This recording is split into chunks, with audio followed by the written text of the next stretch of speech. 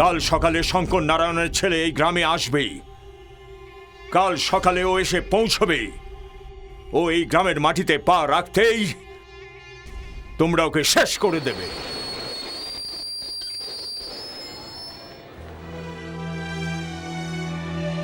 এসো রাজা, দাও ব্যাগ দাও। ক্যাচ ইট।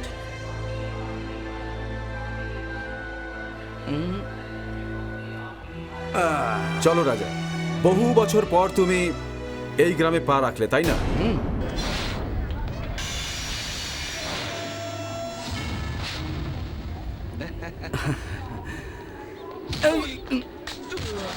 রাজু, তুই যেখানে লুকিয়ে থাকিস না কেন, তোকে খুঁজে মারবো। ও, তুই তোর গুন্ডাদের এখানেও পাঠিয়ে দিয়েছিস, হ্যাঁ? Just 10 minute. ঠিক আছে।